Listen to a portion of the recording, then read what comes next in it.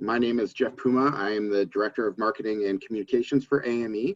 And on behalf of AME, I want to thank everyone for joining in this important discussion.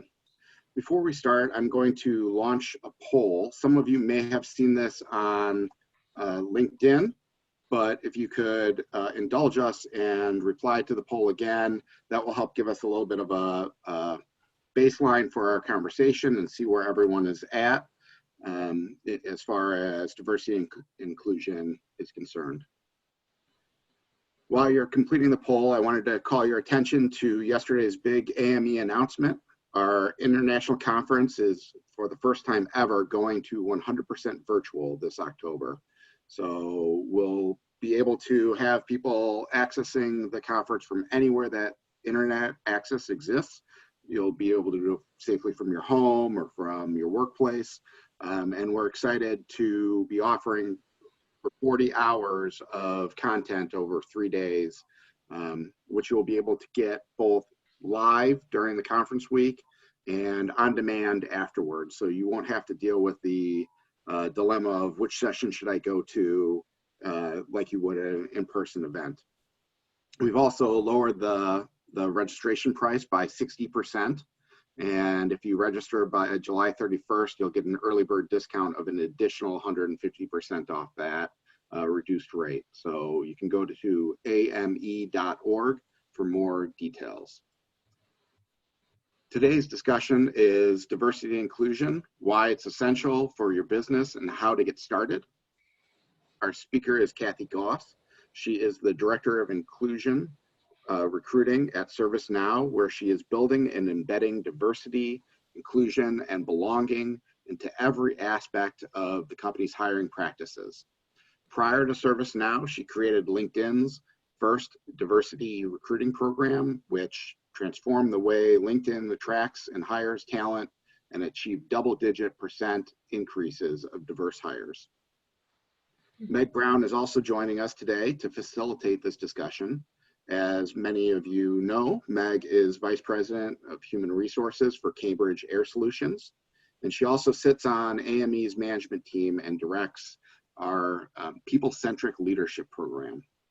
Before I hand it over, a few housekeeping items. You'll be muted throughout today's webinar and discussion, but you can add your questions into the chat window at any time, so you don't need to wait until the end or for a break in conversation. Just feel free to put it in there, and we will answer them as they come in and as our discussion progresses. So without further ado, I'd like to introduce Meg Brown and Kathy Goss.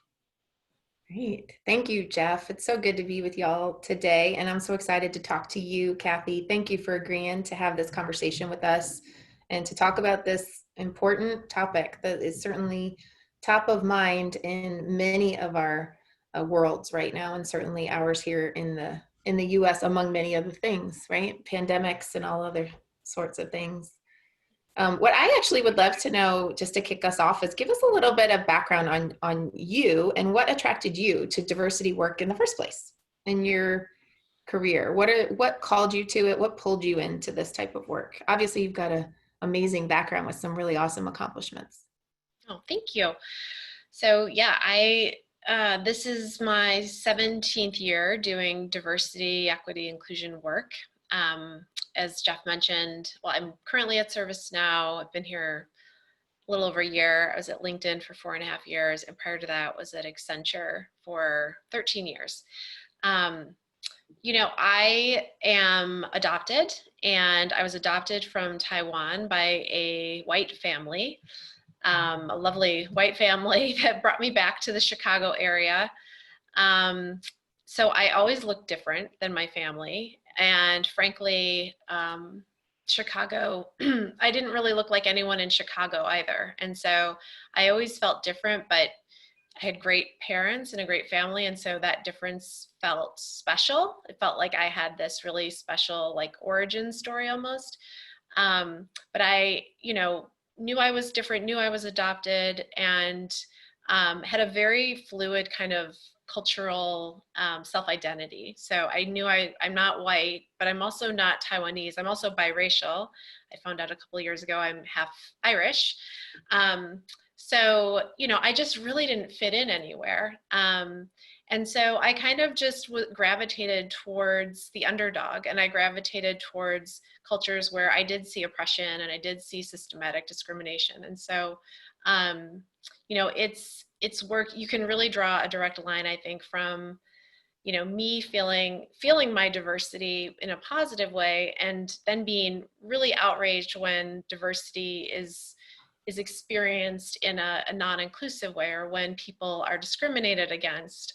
It's just has always been really unacceptable to me. So it was just a joy when I found out you could do this for a living, and I haven't really looked back since. That is so neat. That's so interesting. And what do you think it is that drives it as being so important in the workplace? Like, why is it so important that we create and foster cultures that do approach diversity in an intentional way? Back when I started this work in like the early 2000s, we were just coming out of this period where it was just like companies focused on diversity so they wouldn't get sued. Like that was kind of the 80s, even the 90s. And all this research had started to come out in the 2000s, and it was really the first research that was done. I'll share with you, I pulled my little stat sheet, but there's been research that shows that diverse teams make better decisions 87% of the time. Inclusive cultures are 6 times more likely to be innovative. Employee engagement and gender diversity result in between 46 to 58% higher financial performance. And so, we have started to see what we kind of knew anecdotally, is that, when you have different people on the team, you're going to be more innovative because you have people with different perspectives and backgrounds. But the research has really borne that out. And so it's no longer something that companies and organizations should be thinking about just so they don't get sued. It really is a business differentiator. If you are not bringing the top talent into your organization, regardless of what package they come in or what their educational route was, you are going to lose over time. Your competitors will hire them, and you will not be able to be competitive long term.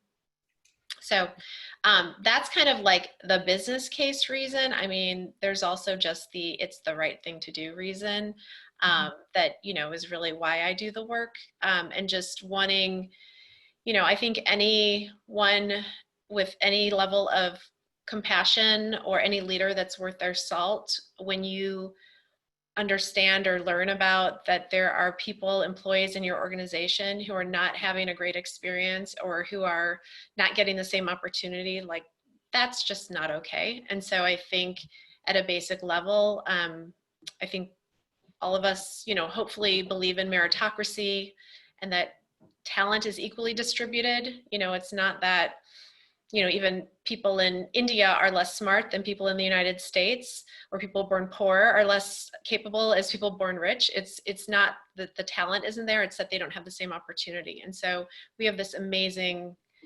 opportunity as companies that hire to hire equitably and give people those opportunities. Yeah, it's also interesting. I know you and I spoke about this before, of how does it relate to continuous improvement? Because that is what AME is all about, is companies learning, sharing, and growing together, but specifically inside continuous improvement. And one of the main pillars of continuous improvement is respect for people. And it's really hard to carry respect for people if it only happens for some, if it isn't for all. And so there's a inclusivity that is compelled, I think, by that pillar of continuous improvement. I think it would be difficult to say you have a continuous improvement culture if not everyone can participate. And I think it's interesting to think about it in the context of those listening that are CI or continuous improvement practitioners. Why do we care about diversity? Well, for all the reasons you listed, and also because we know that you cannot be inside a continuous improvement culture if you don't respect your folks, and if we don't care deeply about them. And one of the ways we walk that out is by pursuing some of these kinds of things and listening, right? and understanding what's happening to the people on the fringes. Right? Yeah, I was a learning and organizational change major, and I did like a Kaizen practicum in college. You're like tickling all my little academic stuff. But yeah, it's been really wonderful to learn a little bit about lean methodology from you and Jeff. And, you know, one of the things that research has borne out is this idea of psychological safety.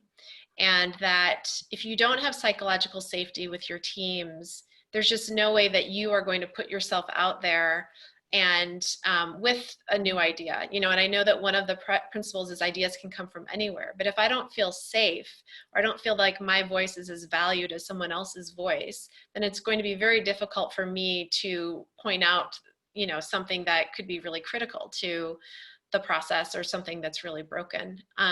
So it truly is essential in terms of making sure that everyone feels valued and respected and heard, and that you know, they, not just that they won't be punished for speaking out, but that will be celebrated, and it will be celebrated equally regardless of where the idea comes from. Mm-hmm. Yeah, absolutely. Well, and that can be across many different dynamics. That can be across racial dynamics, that can be across gender dynamics, that can be across power structures inside a business. It can be across really almost any dynamic, but it's an opportunity to make it available and open to all, right? Yeah, you know, it's so I think one of the misconceptions about diversity is, you know, people think of it as like there's good people and bad people. You know, there's the racist people, and I'm not racist. I, you know, don't see color, or I believe everyone should be equal. That's not really how this plays out. And when you find yourself as someone who feels like you don't belong in that team, or don't feel like you have psychological safety, usually it's not about, oh, my boss is a sexist or a racist or whatever that is. But it's these small little cuts. It's we call them microaggressions sometimes in the business lingo of diversity. Right. So it's like, think of it as like death by 1,000 cuts. I mean, I was literally in a meeting this morning. It was with someone from our sales org, and they were wanting me to talk to one of their customers about diversity, just to help build a relationship. And this gentleman, it was 2 sales guys, and it was me and another woman from the diversity team. And he kept calling us ladies, and then he called us gals. Like, this happened probably 4 times in a 20-minute conversation. You know, and I was like, oh, he's from Raleigh. Maybe that's just how they talk down there. I don't know. Maybe he's in sales. But, you know, I really thought about that after the fact. And every time he said it, it was a little bit jarring to me. And so I really thought about, you know, why did that hit me that way? And it wasn't, he was telling me how he has adopted 2 Black girls. You know, he is a true champion of inclusion.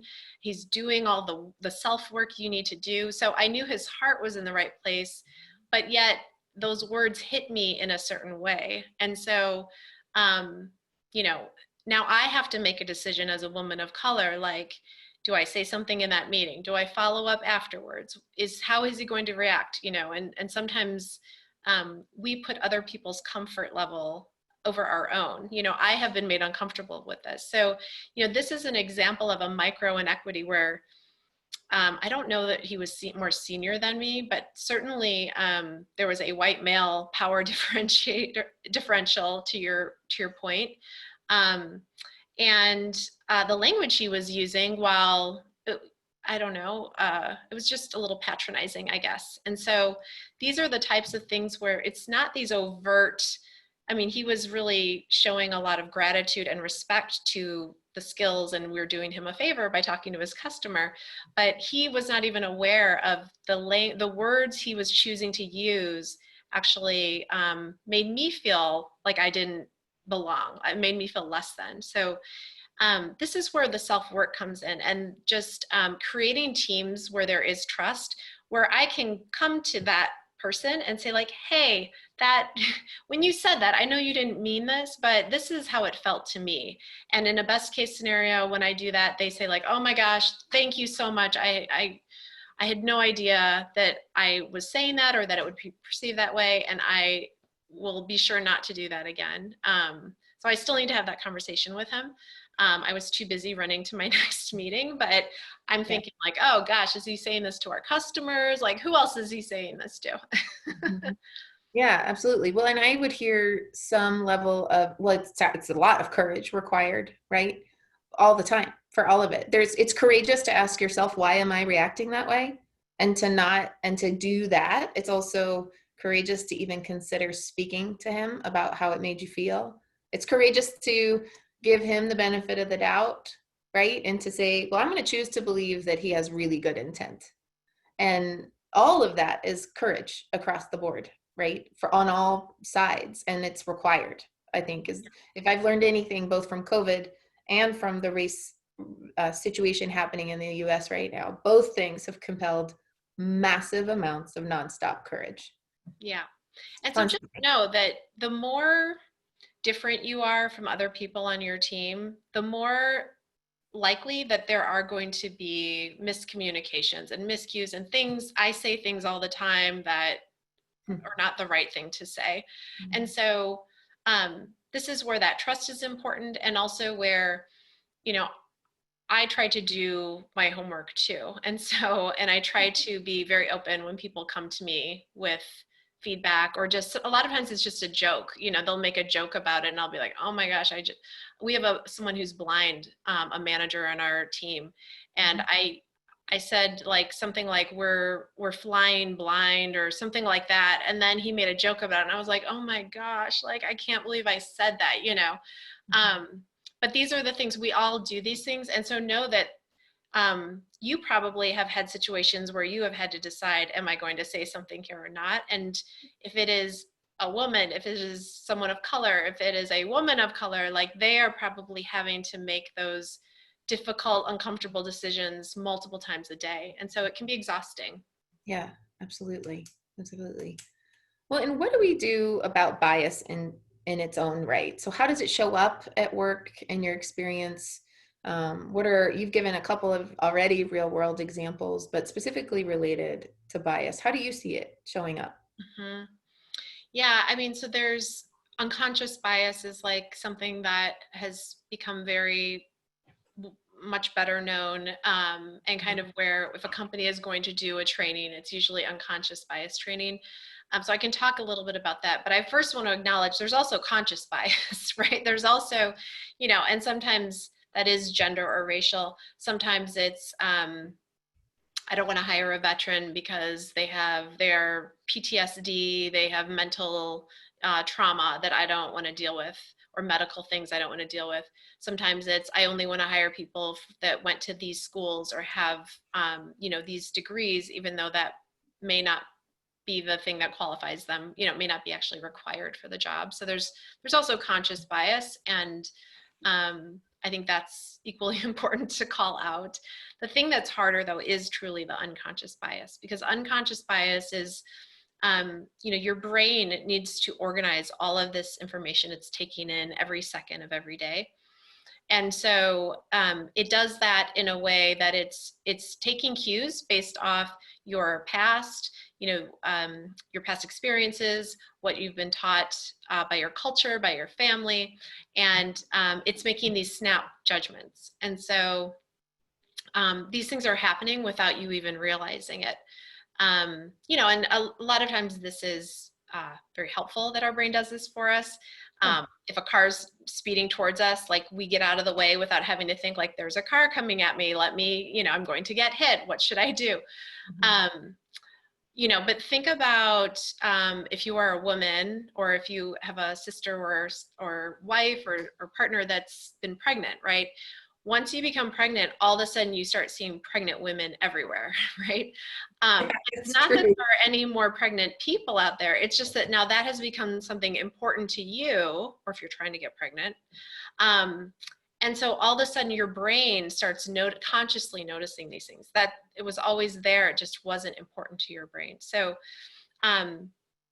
you know, there are things that, as we think about unconscious bias, like from a a work diversity standpoint, that's a very like well, I guess it could be considered a diversity example, but you know, there are literally thousands of things that you could have preconceived notions about, stereotypes about, kind of your own baggage that you're bringing to that. You know, it could be body size, it could be class, it could be race, gender, disability, you know, sexual orientation, gender identity, right? These are kind of the more common like ones that we focus on with our diversity programs. And so what happens is you don't even realize some of the judgments that you're making about a situation, even when you're not trying to. And I'll give you an example. You know, when I was at Accenture, I was on the diversity team, and I hired a woman onto the team who was Muslim, and she wore a hijab, like a headscarf, and we worked in downtown together, so I saw her pretty frequently. And they were just these beautiful scarves. I mean, they were silk, and they always matched her outfit, and I was always like, oh my gosh, you know, her name was Fatima. I'm like, I wish I could rock, you know, a hijab the way you do. And then probably about a year into working with her, she decided to stop wearing them. And long story, but she was separating from her husband, and I guess he was the one who really wanted her to wear it. And so she just showed up to work one day with her hair. I had never seen her hair without her hijab on.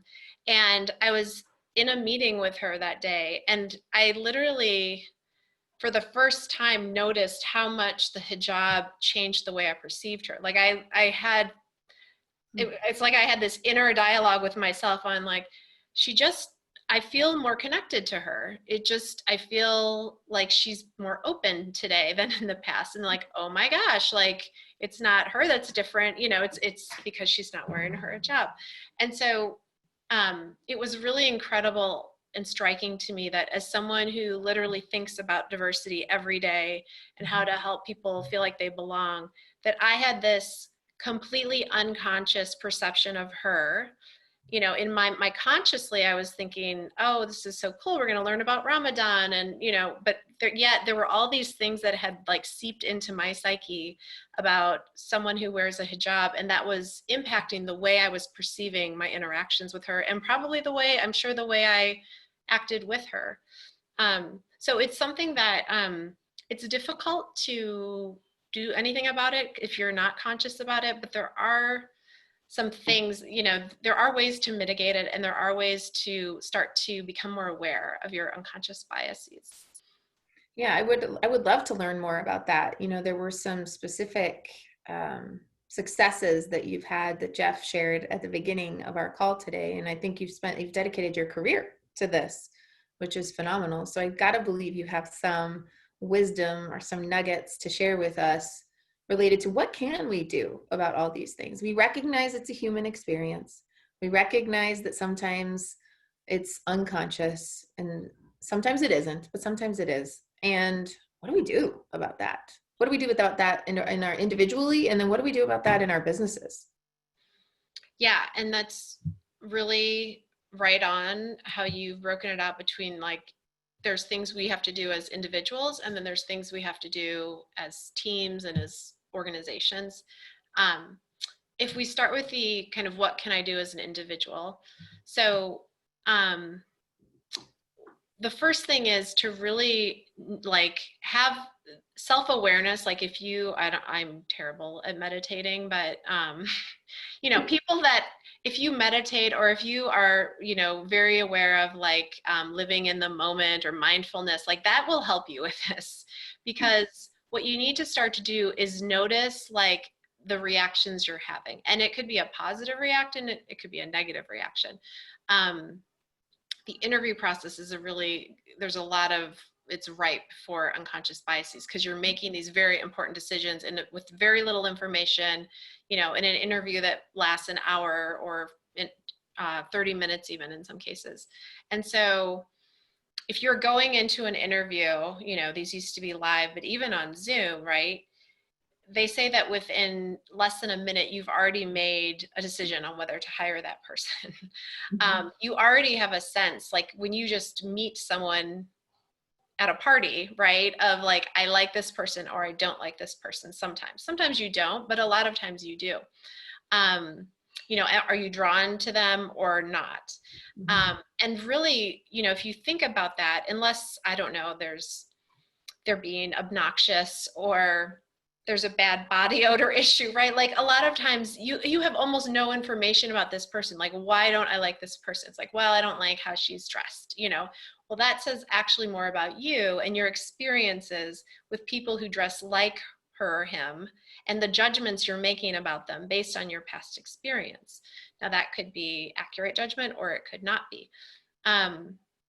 And so you need to pay a lot of attention. You know, at a party, maybe it's not a big deal. You don't talk to them. But when you are interviewing someone, it is a really big deal that you are not just selecting people because they're easy to talk to. Or I feel like, you know, if I were snowed in at the airport, you know, I want to hang out with them at the bar for 2 hours, which is like something I've literally heard as like the criteria that a hiring manager uses to hire someone. Like, do I want to be stuck in an airport with them? And so paying attention to those reactions. So if I walked into an interview and I immediately felt like, oh, I really like this person. I think they're going to be so awesome on my team. And I'm already like picturing what projects I'm going to give them. I make a note of like, hold up, stop, like, let me set that aside. And let me go back to, you know, what are the competencies that I'm hiring for? Like, what do we need for this role? And let me ask them the same questions I'm asking everyone and not spend, you know, what often happens is you spend half of the interview talking about like, oh, you know, so-and-so and you worked there. And yeah, how about the Bulls game? And, you know, whatever else happened. School affiliation, what dorm did you live in? I mean, you go on these tangents. And so you're not really interviewing them, and it's not a really apples to apples comparison. So pay attention to that. On the flip side, if you immediately have a negative reaction about them, it's also, you know, that's something also to pay attention to, and to also try to set that aside. And same thing, go back to, you know, what are the criteria for this job that we're interviewing for? So it's being really attentive to kind of what's happening almost in your body, you know, is how you experience it. It's not necessarily an intellectual, but it's more of a feeling. If you start to, you know, have gut feelings like, oh, I'm having a gut reaction, like your gut is actually where bias creeps in, because your gut is kind of instinct and muscle memory, and it is not, you're not using the cerebral part of your brain. So you want to kind of like acknowledge that, like that your gut has important things to tell us, but also make sure that you're not blocking off like the logical analytical part. Yeah. So how do you at, well, both at LinkedIn and now ServiceNow, how do you get people ready for interviews? You must be training all the time in terms of how to do this. And are there specific things that help other than just the mental set it aside and listen to learn more and have, it sounds like you're using a form of standard work with set competencies for the position you're interviewing for. Yes, that's important. And you're letting that process drive the consistency across and trying not to let your bias impact or yeah. or your bias to give you permission to let go of process. Yeah. Right. A lot of in a talent process, hiring, promotions, you know, even like how you're giving out work, if you're a manager, who's getting that urgent project or the biggest project, you know, is it always going to the same person? Maybe they are like your A player, but what are you doing to develop your B players? Because it becomes a self-fulfilling prophecy. Well, you know, Meg was a rock star, she did all this. Well, that's also because you gave her the opportunity to do all of those things, and you didn't give that opportunity. You know, you were coaching and mentoring her on the side differently than you were doing with other people. Every talent process that happens, if you, you know, are responsible for managing people, you know, every interaction you have, you need to be kind of conscious of how you are letting your own biases creep into that. There's a question you asked that I'm forgetting now. I was just asking, how do you get people ready as leaders, people managers or interviewers? It Yeah. doesn't matter which you pick. But what do you do? How do you get them up to speed? So the biggest way you mitigate bias is by having a consistent process. So you guys probably will love this because you're all about, right, efficiency and right. So it really is the best way, because if you know this is the process, these are the questions we're going to ask, this is what we're solving for, right? There's a consistency that, you know, the same number of interviews. I mean, we have, in the companies I've worked at, we have candidates where they've only interviewed with one person and other candidates interviewed with 14 people, you know, and it's just like, how is this equitable, right? And so putting everyone through the same process really allows you to standardize that process and also make sure that there's consistency, and it really does reduce bias. The competency thing is really important, being really clear on, you know, what is great look like for this role? What do we need in the role? Or how are we going to measure, you know, a top performer, you know, like what is the differentiation, and having agreement on that. The other thing that I would say in a recruiting standpoint is, you know, this idea of culture fit is used a lot, and it's often used as a reason why not to hire someone. Like, I just don't feel they're a culture fit. What I would encourage you to think about instead of fit, like anyone who is different, if the team is kind of homogeneous in whatever way, if you have an all male team, if you're interviewing women, they are not going to seem like they fit. Like, it just, by definition, they are not going to fit. And so it's a really awful way to try to, you know, assess if someone, and so think of what I like to think about as culture add. That's how I coach my organizations. Like, what can they add to your culture, right? They may not fit, but that's actually could be the best thing that ever happened to your team, because they're going to have all these different ways to think about your business and how to interact with your customers. So what can they add to the team? Now, there is such a thing as, you know, if you, one of your company's cultural values is collaboration, and that's super important, and this person clearly doesn't like to collaborate, like, yes, they're not a culture fit, but be very clear about, like, if you hear that being bantied around, okay, which one of our cultural values did you see that they didn't fit with, and why did you come to that conclusion? So I think that is something, you know, and again, it's about getting it from being this like gut reaction, like, I just didn't like them, to really assessing for, you know, maybe they have a different communication style, you know, maybe they come from a different industry and they don't know like quite all the lingo or whatnot, but if you've defined this is what success looks like in the role and they meet that criteria, you know, that could actually be a positive differentiator, because they are going to come at it in a completely different way. Mm-hmm. Absolutely. Thank you. The other part of it, Meg, Yeah. we've talked, so there's individual work to do. Yeah. I also think, like, asking your friends at work or people you trust at work to just like, can you please just tell me if I ever say something that is that you think like may have come off wrong? I mean, and just putting yourself out there for that feedback. Like, as a manager, I say that too to my team.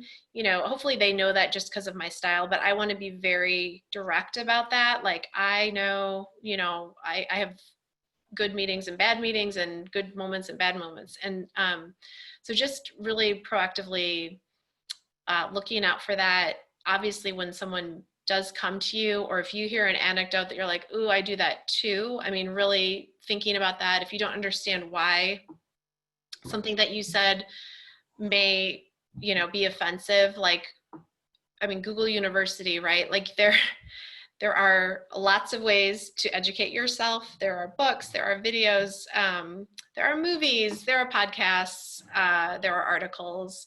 So, you know, if you ever hear about something that you're like, I think I'm using the wrong word, or I don't understand that word, or I don't understand what's the difference between Black or African American, or is it transsexual or transgender, right? I mean, just, you know, you don't need to go ask your friend. You can actually find that out for yourself, because one of the things we find is, you know, those of us who are in a minority group often have to do a lot more heavy lifting in doing the work of educating everyone else around us. So if you can show that like, hey, I read this article and I just want to make sure I'm, I've really got it, like just show that you have done some of that homework, it goes a long way.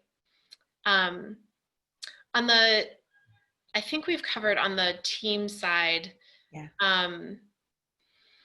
If you do a employee kind of engagement survey, those can be also really helpful for measuring, how are, obviously that measures just employee engagement, how satisfied are people, how long do you think they will stay, that kind of stuff. But when you get that data, cut it by gender, ask or run it, do it in a way where you can measure how did women answer versus men, how did Black employees versus Latinx employees versus white employees versus, answer these questions.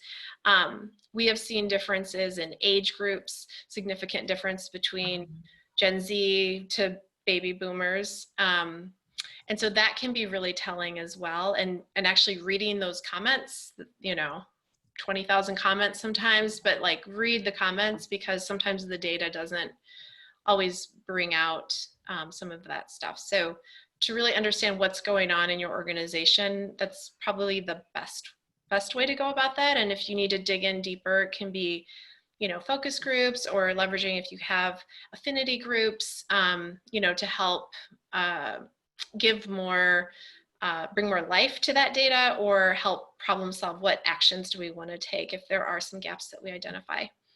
Yeah, absolutely. Those are great pieces of actionable things that we can all do. So thank you. We have a second poll, and I think now might be a great time because we're sort of in the back half of our time together. I was thinking that the question is, so Jeff, if you want to trigger that for me, that would be awesome.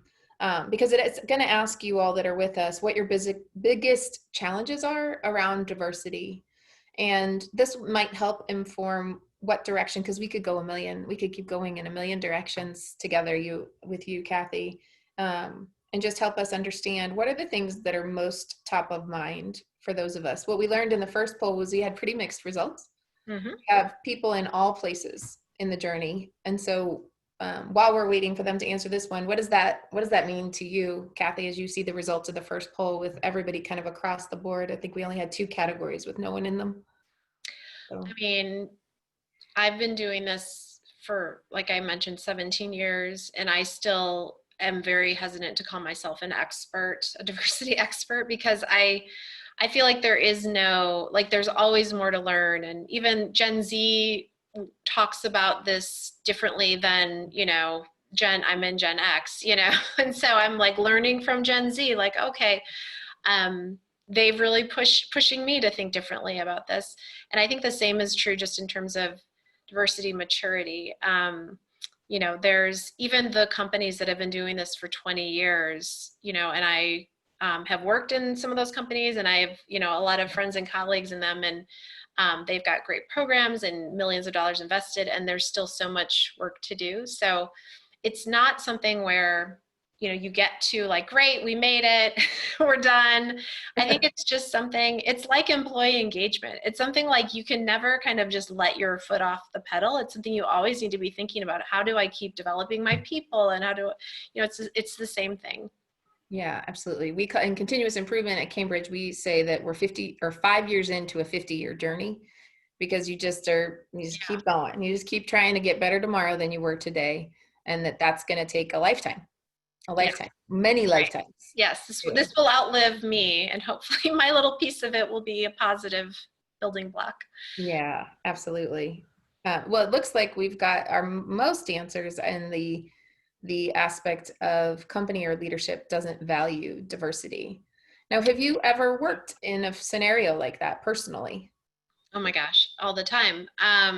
So talk to us about what we can do in that environment. I mean, or what you did and what you would say to us. So what I have seen that has actually like changed hearts and minds with leaders, it's not someone like me coming in, with my slide deck and my business case and, my research.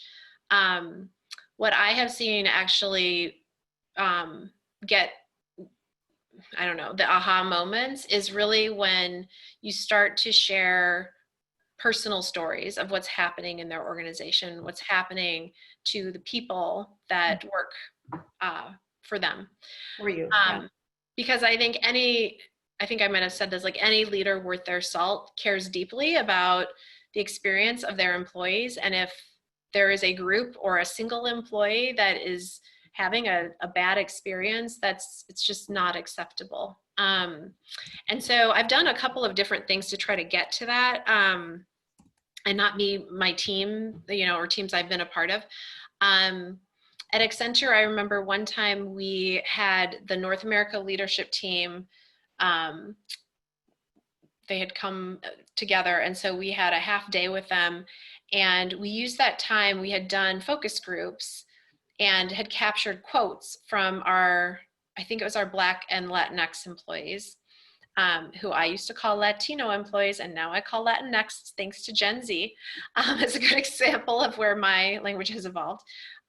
What's the difference? You want to explain it? We might not all understand. What made the shift and why? So if you speak Spanish, you know that Latino, or a word ending in O, is a masculine version of that word. So Latina would be the female version. And so when you're talking about, broad, both male and female Latinx group, using Latino, I think people in the community felt like we were kind of downplaying the women in the group, or minimizing. And so X became kind of a gender neutral way to talk about the Latinx community. Great, thank you. Sorry, I interrupted. Thank you for asking for that clarification. So we brought them into the group. We had printed out, this feels like it's like 20 years ago. Remember, we used to get together in rooms and like print things out. Wasn't really that long ago, but we printed out quotes, and we had, here's a section on mentoring. Here's quotes about promotion. Here are quotes about social events. And we just had them for about a half hour just walk the room and read the quotes. And that was just really emotional. It was very intense, and they really couldn't believe they were quotes from our company. They said, like, where did you get these quotes? Are these from our competitor? Is this PwC quotes? And we're like, nope, these are Accenture quotes. But it really is, it set the tone for a discussion for the remainder of that 4 hours to really, it just a completely different level of engagement. And I think it was the beginning for many of them to realize how impactful, like, this has been, where race comes into play and where they have not had the same opportunities. And so it just has really galvanized them in a different way than I think just showing data or just talking in a general way when you personalize it. We've also the had power of story, right? It's the power. I mean, we all learn how to connect to one another through actual story. And I love hearing you're adopted and you're from Taiwan. Like, that makes me feel connected. The actual story is what connects me. And then I want you to tell me all the other stuff, right?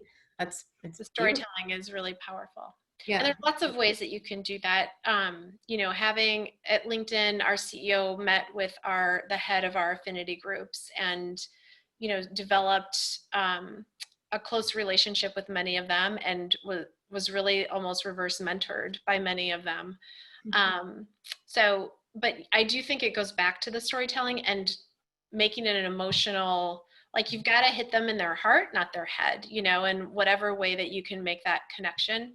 It does take, back to my point about the extra work that you're putting on your underrepresented employees. That takes a lot of courage to speak to leadership and to be honest about your experience. So, that not everyone is up for that, and that is okay too. But if you do have people, or if you can do it in a way that is anonymous and protects, the individual, there's lots of ways you can kind of engineer that.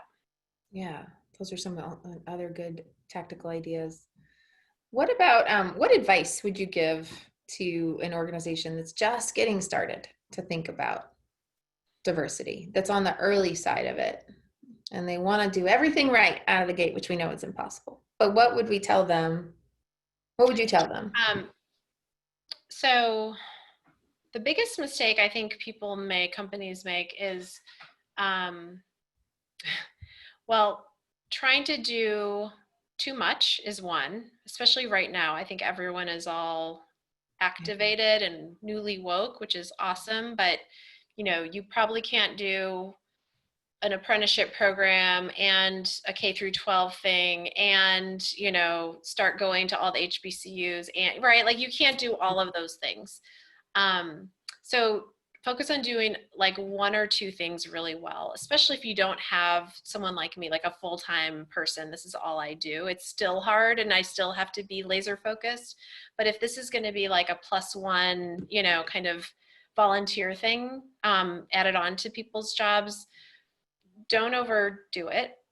And I would also really listen to your employees in terms of where you should focus. So, there is a tendency to, leaders or HR or whomever to kind of like go off and decide what needs to be done. I mean, it could be recruiting, but it could also be, the way that, I don't know, team assignments are made, right? And so you need to really do some listening to understand where are the gaps and what are the biggest ones that we can go after. And the last thing I'll say there is, if you can start a conversation and create a culture where, back to the psychological safety, where it's okay for people to kind of say the wrong thing. Not that it's okay to say the wrong thing, but that people, it's growth mindset is a concept that I really love, people know when I say the wrong thing, someone will tell me, and then I'm going to learn and do better next time. And if you can like emanate that throughout the whole thing, because people just get so scared of saying the wrong thing from the CEO on down. And so this work, like we're going to stumble here, we had a situation a couple weeks ago where our CEO posted something on our internal site where I was just like, no, but like what was really important was how he responded to the feedback, and that employees felt empowered and safe to give him that feedback. So that is where like actually the beauty of it lies. So I think show your work as a company, hey, we're trying this, like be very open about your journey. No one expects, even the Googles and the Microsofts that have, these amazing programs and investments, people know that it's not perfect inside. It's not anywhere near perfect. And so no one expects your organization to be perfect, but they would like to see that you are doing the work. What efforts are you making? What are you learning along the way? So I like to be as transparent as possible and kind of show, like, I don't sugarcoat a lot. If I'm we just had a recruiting virtual event this morning, and I love, my favorite part is when they started talking about like, what can we do better? Not like how great our culture is and all these, how we think about diversity. It was like, okay, where are we failing? Like that's the stuff that I think candidates really respond to, because you're being real. Yeah, absolutely. Well, and it's interesting because the last couple of things you said in particular are also often talked about inside continuous improvement. You can't create a continuous improvement culture if you've got shame and blame all over the place for mistakes, whether those mistakes are because you fumbled on something that offended someone for gender or race or some other reason, or if those mistakes are process oriented. It doesn't matter. You have to work really hard to be shame and blame free, because the CEO is a human, the president's a human, all the executives are human, all of us are human. And so we're going to screw it up. Yeah. But if it's safe to screw it up and know that you're going to fix it, and in continuous improvement, that's exactly what continuous improvement is, right? Like you're going to do better next time. And you can't do better if you can't shine a light on the issues, right? And so in order for the issues to come out, there has to be no shame or blame when they do, right? Absolutely. I think it's those are all like themes that resonate in our continuous improvement AME world that aren't at all different from the themes that are in the lens that you're talking to us through, which is diversity and inclusion. It's the same. It's the Yep. same stuff, Yeah. right? You almost just have to carry it all the way over there in a way, you know. It's interesting.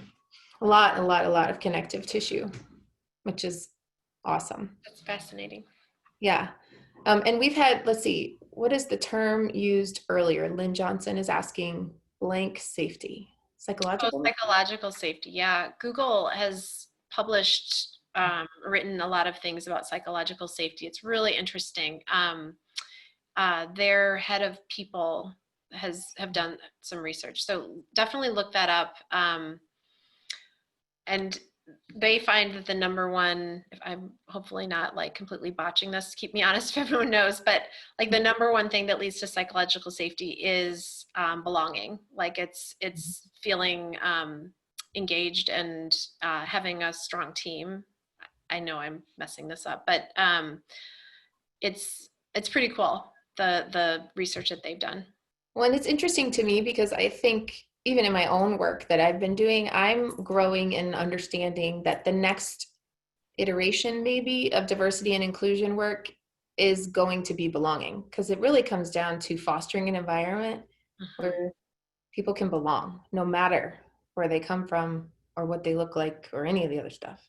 And yeah, that's the heart, like that's hard, like that gives you chills and you're, because it feels emotional, versus diversity and inclusion. Like then it feels like a forced issue versus belonging, which feels like, of course I want people to feel like they belong. right. Of course we do, right? Yeah, that's a new word. That idea has really come in the last even 5 years, I would say. I think it started in tech and it's gained traction. And at first when my CHRO at LinkedIn, who actually is now at ServiceNow as well, she was the first one that brought that idea to LinkedIn.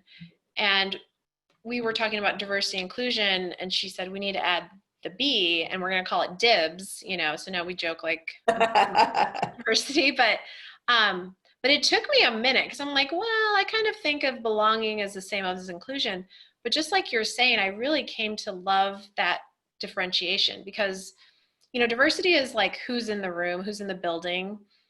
It's kind of just the check the box, what categories of people you have.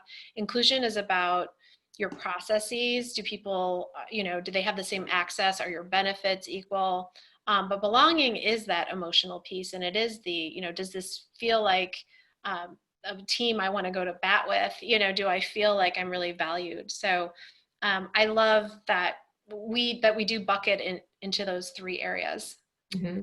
Well, because one can lead to the next, right? Like it's hard to, yeah. You have to have all three. Absolutely. Yeah. I mean, you could have like a totally male organization. It's like, yep, we're all inclusive and we all belong here. But yeah, you guys are all, you're all men, right? You have to have all three of those things for it to work. And I'll actually type something.